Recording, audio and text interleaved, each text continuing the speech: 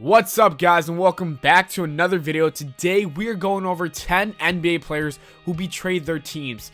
But before we start the video, I would like to say you guys have to subscribe to my other channel, nolavp, if you enjoy these videos, because that's where I will be uploading them. I'm just trying to get that channel kickstarted, which is why it's on my main channel.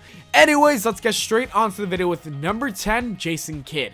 After defeating the Miami Heat in the 2011 NBA Finals, Jason Kidd told Mark Cuban that he would play for 2 more years, and then after that he would transition into a front office role. What happened next is unknown, but Kidd decided to sign with the Knicks the same afternoon he agreed to sign with the Mavs. What must have really drove Mark Cuban crazy was the fact that Kidd signed with the Knicks for the same number of years and for the exact same amount of money, 3 years and $9.3 million. The sudden change of heart led Cuban to declare that the organization would not put J. Kidd's number in the rafters, which is a strong statement considering what he was able to do for the Mavericks organization.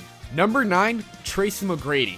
Tracy Mcgrady and his older cousin Vince Carter transformed the Raptors into a legitimate NBA franchise from 1998 to 2000. In those 2 seasons, the explosive cousins got the Raptors their first ever winning season in 2000, going 45-37 while making a playoff appearance. This was a great milestone and the future was looking bright in Toronto. But it all fell apart when Tracy Mcgrady signed a $67 million contract deal with the Orlando Magic. The idea of playing alongside with Grant Hill in front of friends and family sounded too good to Tracy Mcgrady, and he couldn't deny it, so the Raptors would struggle to maintain relevance. To make matters worse, McGrady told Vince Carter on ESPN's The Jump in 2013 that he regretted leaving the Raptors. Number 8, Lamarcus Aldridge. The Portland Trailblazers didn't just lose a big man with a sweet stroke from the elbow when Lamarcus Aldridge joined the Spurs. They lost their all-time scoring leader. Tired of early playoff exits and becoming less prominent in the team's marketing efforts, LA believed that the Trailblazers favored point guard Damian Lillard over him despite everything he's done for them.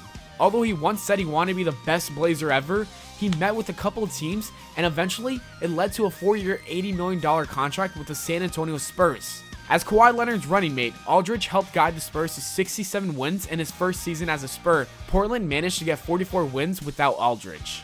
Number 7, Chris Bosh. If there's one thing that Raptor fans know all too well, it's that stars don't stay in Toronto. They all leave eventually, which is why some fans are still stunned by the fact that All-Stars Kyle Lowry and DeMar DeRozan are still on the roster. Chris Bosh felt like that he would never be able to contend for a championship in Toronto simply because it was too difficult to recruit talent to come to north of the border, which led him to abandon the Raps and join up with LeBron James and Dwayne Wade. Without Bosh, the Raptors dropped from 9th in the Eastern Conference to 14th. As a member of the Miami Heat, Chris Bosh would win 2 titles. Number 6, Vince Carter. Unhappy with Maple Leaf Sports and Entertainment and Raptors president Richard Petty's decision to rebuild rather than be competitive, Vince Carter derailed the Raptors by practically giving up on the team and forcing one of the most lopsided trades in NBA history. In 20 games with the Raptors in 2004, Carter posted a career low 15 points per game and was often benched in the 4th quarter by new head coach Sam Mitchell. He has since admitted to not playing hard on a nightly basis in order to get moved. Eventually, the Raptors pulled the trigger on a deal that sent Carter to the Nets for Alonzo Mourning, Eric Williams, Aaron Williams, and a pair of first-round draft picks. Number 5, Carmelo Anthony. Carmelo Anthony just didn't betray the Denver Nuggets by forcing them to trade him to the Knicks. He arguably betrayed the Knicks by making them lose so much just to acquire him mid-season. At the beginning of the 2010 season, speculation began that Carmelo Anthony had requested a trade after declining to sign an extension with the Nuggets. The Nuggets would move Anthony on February 22, 2011, along with Chauncey Billups. Without Wilson Chandler, Gallinari, Raymond Felton, and Timothy Mozgov, the Knicks lost all their depth. It makes perfect sense that Denver traded Carmelo because it's always better to get a few assets in return rather than watch an all-star walk away in free agency. But it's confusing as to why New York didn't wait until the offseason to acquire Carmelo Anthony. Number 4, Shaq. As soon as Shaq was drafted by the Orlando Magic in the 1992 draft, he was a bona fide star. Not only was he an athletic freak of nature, combining size, strength, and speed, his larger-than-life personality and marketing savvy quickly turned Shaq into a fan favorite. However, after an injured 1995 season, the Magic were starting to see some doubts. He was due for a new contract, and the Magic media questioned whether or not he was worth the record-breaking $115 million extension. To make matters worse, Shaq believed that the Magic front office wanted to build around Penny Hardaway. After Orlando published the results of a poll where 91% of readers agreed Shaq was not worth $115 million, Shaq chose to stick it to Magic fans by signing a 7-year, $121 million contract with the Los Angeles Lakers, where he would win 3 NBA titles. Number 3, Dwight Halloran. With a year left on his contract, Dwight Halloran let it be known to everyone in Orlando that he would not be sticking around after 2 years of going back and forth on whether he should stay with the Magic or not. The Lakers swooped in to grab the All-Star Center in one of the biggest trades in NBA history, which was a 4-team deal that sent Andrew Bynum from the Lakers to the 76ers, Andre Iguodala from the 76ers to the Nuggets, and all 3 other teams' draft assets and young players to the Magic.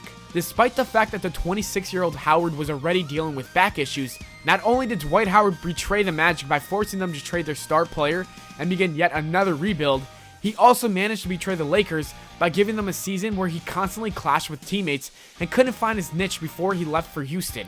Number 2, Kevin Durant.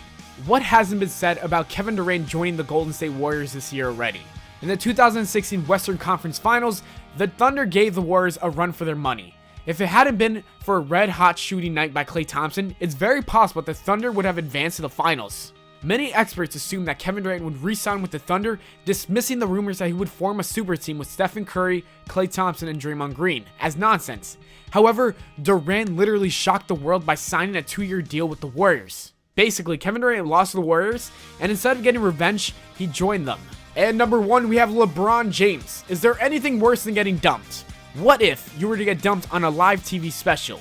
That's exactly what LeBron James did when he made his decision to take his talents to South Beach. It looked like Cleveland was going to re-sign the King, however, he had different plans. In the days after the announcement, thousands of LeBron James jerseys were burnt in protest of his decision.